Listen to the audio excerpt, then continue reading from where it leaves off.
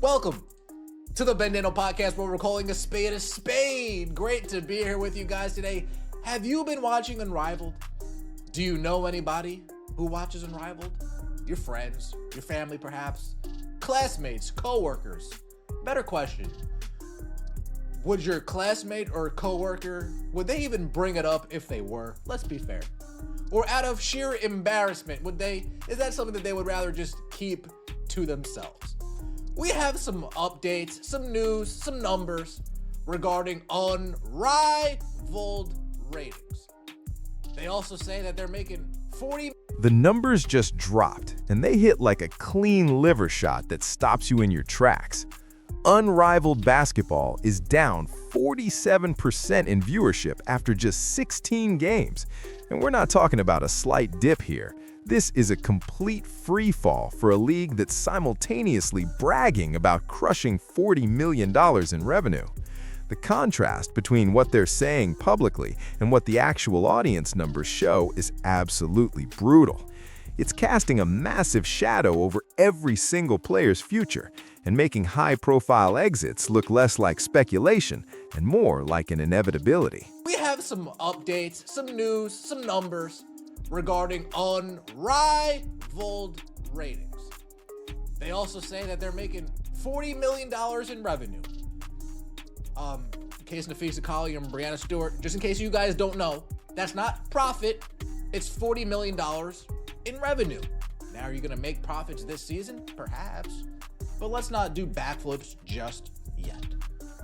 Please like the video, let me know your thoughts in the comment section below, and subscribe to the channel. That would mean so much to me. Austin Karp, big shot. Shout out to you, Austin. Sophomore. Here's the real question that nobody wants to ask out loud in polite company. Do you actually know anyone who watches Unrivaled basketball on a regular basis? Think about your friends, your family members, your co-workers, the people you see every single day. Would they even admit it if they were tuning in, or would they keep that information to themselves out of sheer embarrassment? There's this unspoken understanding that the league's struggles are so visible and so pronounced that people would rather avoid the conversation entirely. UFL saw a 20% drop, so the UFL saw a 20% drop, and Unrivaled has seen a 47% drop. Okay, fair enough. Now, I see that some ratings came out. We're going to get into some more numbers, don't worry. Shout out to you, Mike Allen. Unrivaled ratings from Friday. 20,000 and 30,000 estimated viewers. I believe this is for the 18 to 49 demographic. This is bad. In my opinion, WNBA and the hype around it and its players have nosedived. I guess when new fans come, you should welcome them instead of treating them like... The league keeps pushing this $40 million revenue number like it's supposed to impress everyone. But revenue isn't profit. And that's a distinction that gets conveniently glossed over in every single press release. $40 million in revenue sounds great on paper until you realize that expenses could be sky high and the league might be bleeding money. It's a shiny facade designed specifically to distract everyone from the deeper financial realities that are lurking just beneath the surface. When you're losing half your viewers but celebrating revenue numbers, you're basically rearranging deck chairs on a sinking ship. Hype around it and its players have nosedived. I guess when new fans come, you should welcome them instead of treating them like you did. Let's get into some numbers, shall we? Unrivaled from Friday, January 23rd. They kind of redid how they showcase these ratings now. The website that I usually use, they don't give me the totality anymore. Now, instead of millions of viewers, now they just say the total viewership rank. If you guys remember, last year, that would give us a total number. So from Friday, January 23rd, Unrivaled missed on TNT, 30,000 viewers, and they... Let me break down the actual viewership numbers from a recent Friday night broadcast. Unrivaled pulled in somewhere between 20,000 and 30,000 estimated viewers in the 18 to 49 demographic. These aren't niche cable numbers for some obscure documentary that airs at 3 in the morning. These are the figures for a league that's actively trying to establish itself as a legitimate mainstream sports property. The shockingly low engagement signals a critical fundamental lack of appeal that raises serious questions about whether their entire broadcast strategy is even viable. Rank. If you guys remember, last year, that would give us a total number. So from Friday, January 23rd, Unrivaled missed on TNT, 30,000 viewers in the 18 to 49 demographic, and 131st in total viewership ranking. If you compare that to Real Time with Bill Maher, 30,000, same amount in the 18 to 49 demographic, but 19th in total viewership rank. Interesting. Unrivaled, Phantom vs. Vinyl, 30,000, 125th on TNT. And then Unrivaled, Phantom vs. Vinyl, 20,018 to 49 viewers. Austin pointed out something that everyone in the sports media world already knows, but nobody wants to say. Sophomore seasons are absolutely brutal for startup leagues on television, and there are no exceptions to this rule. Unrivaled is currently experiencing a 47% viewership decline after just 16 games across multiple networks.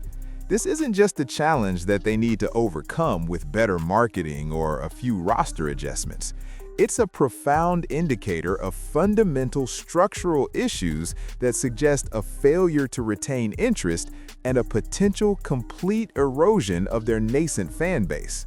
Unrivaled, Hive, Laces, 20,000 viewers on True TV, 167th in total viewership rank. Now, I'm going to be generous here. Yes, that's right. Generosity goes a long way. I'm going to give Unrivaled the benefit of the doubt. And I'm going to speculate some of these total numbers. I'm going to give it a 4 to 5x multiplier.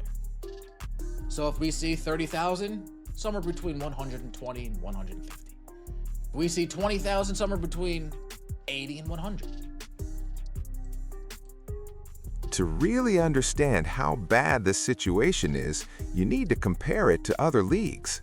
The Football League saw a 20% drop in its second season, which is concerning but not catastrophic. Unrivaled's 47% plunge is more than double that figure, which means this isn't just underperforming, it's performing at a significantly worse rate than other fledgling leagues that launched around the same time. The massive chasm between these numbers underscores a deeper, more systemic problem within Unrivaled that somehow isn't affecting its direct competitors to the same extent. 60,000 to 160,000, it's less than 3x. From 50,000 to 160,000, slightly more. So that's the benefit of the doubt we're going to give them. Now, based on those numbers that I just showed you, it would be reasonable to assume that they are losing viewers. They've lost viewers. People have turned it off. They're not growing.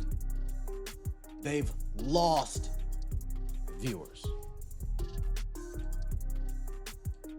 Then we pair that with this right here. The hard data from specific broadcasts makes the situation even more damning than the overall trend suggests. On Friday, the 23rd, an Unrivaled game on the main network garnered just 30,000 viewers in the key demographic. What's even more devastating is that it ranked 131st in total viewership for that entire night. This isn't a marginal position where you're competing with other sports or major entertainment programming. It means that the vast majority of literally everything else on television that day attracted more eyeballs than professional basketball. They've lost viewers. Then we pair that with this right here. Unrivaled's long game is paying off. Revenue, reach, and fan demand surge in season 2. This is an article by Melanie Vanderveer. I'm sure she got paid handsomely for this. Unrivaled. The Professional Women's Basketball League, started by WNBA star Nafisa Collier and Breanna Stewart, is showing strong momentum in its second season. Significant gains across revenue, viewership, merchandise, and fan engagement is going. Here's where it gets really interesting when you start comparing it to other programming.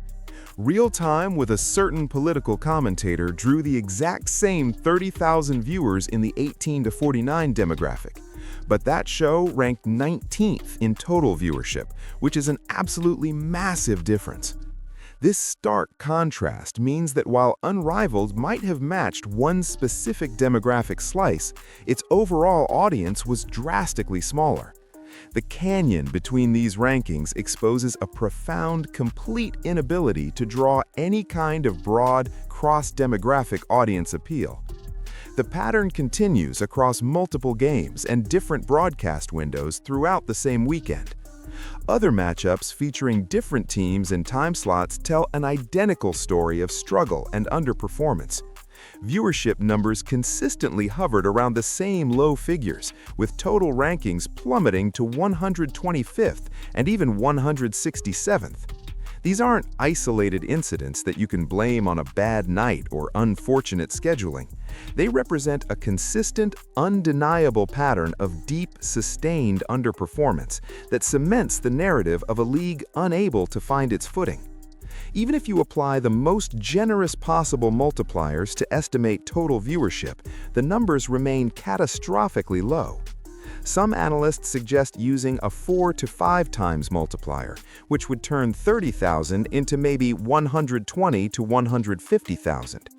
20,000 viewers might reach 80 to 100,000 if you're being extremely optimistic about the math. But these figures, despite the charitable attempt at interpretation, are still incredibly underwhelming for a professional sports league. Even the best-case scenarios paint an absolutely bleak picture of minimal engagement that should terrify anyone invested in this venture. When you benchmark these numbers against last year's actual viewership data, the regression becomes impossible to ignore. Last season, games with 50,000 in the key demographic translated to roughly 90,000 total viewers. 30,000 in the demo brought in around 140,000 total, which were already modest by professional sports standards. Even when applying generous multipliers to this season's numbers, the estimated totals are often significantly below last year's figures. The conclusion is inescapable and undeniable that Unrivaled is demonstrably losing viewers at an alarming rate across every measurable metric. Meanwhile, an article appeared claiming that the league's long game is paying off with surging revenue, reach, and fan demand. It declared strong momentum and painted a picture of significant gains across revenue, viewership, merchandise, and fan engagement. This wildly optimistic narrative directly contradicted every single piece of cold, hard viewership data being reported by independent analysts. The disconnect raised immediate red flags about whether this was genuine reporting or just a paid public relations piece. According to league sources, the revenue is supposedly on track to surpass $40 million, which marks a 48% increase from last year. The problem with celebrating revenue increases is that context matters more than the raw number. The league added 2 completely new teams, which means more games, more broadcast nights, and more opportunities to sell tickets. They even expanded seating capacity in their arenas, which naturally creates more revenue potential. With more inventory and more opportunities to monetize, of course, the revenue number would increase. But the critical question that remains completely unanswered is, what about actual profit? Because revenue without profit is just organized financial bleeding. Social media performance supposedly increased 27% in opening weekend views and impressions. While that might suggest higher engagement on platforms, it reveals a crucial disconnect. The people clicking, liking, and interacting online are evidently not converting into actual game viewers. It's a highlight-driven approach where fans consume 30-second clips but don't commit to watching full games.